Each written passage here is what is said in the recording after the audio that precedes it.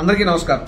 విశాఖపట్నం పోర్టులో సుమారు 25,000 కిలోల డ్రగ్స్ ని ఇంటర్పోల్ మరియు సిబిఐ వారు సంయుక్తంగా రైడ్ చేసి ఆపరేషన్ గరుడాని చేపట్టి పట్టుకోవడం జరిగింది.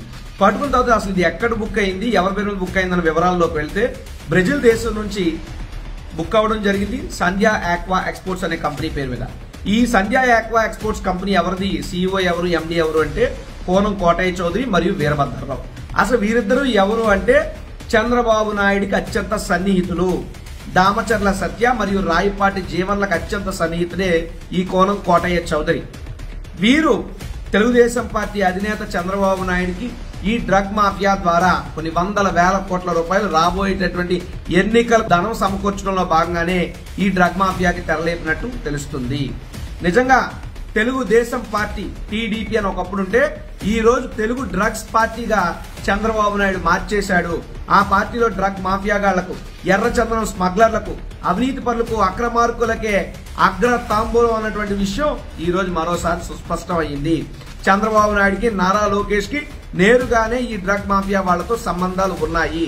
మేము ఒకటే డిమాండ్ చేస్తున్నాం, చంద్రబాబు నాయుడికి చిత్తశుద్ధి ఉన్నా, నారా లోకేష్ కి చిత్తశుద్ధి ఉన్నా వారి మీద ఈ డ్రగ్ కేసుకు సంబంధించి వారిద్దరి మీద కూడా సిబిఐ ఎంక్వైరీకి కాల్ఫర్ చేసుకుని వాళ్ళ యొక్క చిత్తశుద్ధిని నిరూపించుకోవాలని చెప్పి డిమాండ్ చేస్తున్నాం. దాంతో పాటు బీజేపీ రాష్ట్ర అధ్యక్షురాలుగా ఉన్నటువంటి పురంధరేశ్వరి గారి కుటుంబీకులతో ఈ వీరభద్రరావు అనే వ్యక్తికి వ్యాపార సంబంధాలు ఉన్నాయన్నటువంటి విషయం కూడా సుస్పష్టంగా అర్థమవుతుంది.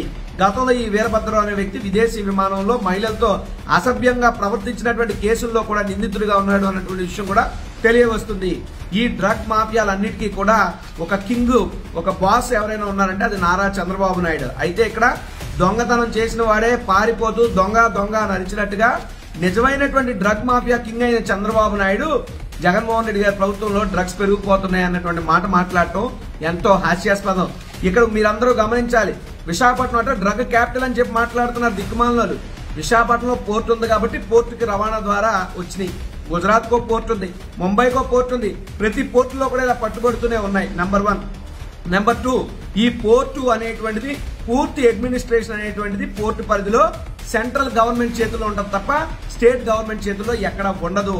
తర్వాత ఇంకా చూస్తే పచ్చ మీడియాలో చెత్తరాతలు ఏం రాశారు, ఈ యొక్క పట్టుకునే సమయంలో అధికారులని రాష్ట్ర ప్రభుత్వం ఇన్ఫ్లుయెన్స్ చేసిందట.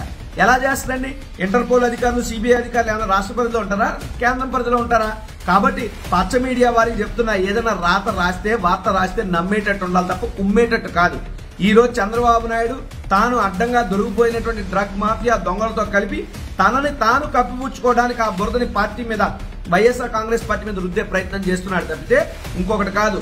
కాబట్టే చెప్తున్నాను, తెలుగుదేశం పార్టీ టీడీపీ అని మారిపోయి తెలుగు డ్రగ్స్ పార్టీగా చంద్రబాబు నాయుడు టీడీపీని మార్చేయడని చెప్పి సందర్భంగా తెలియజేస్తున్నా.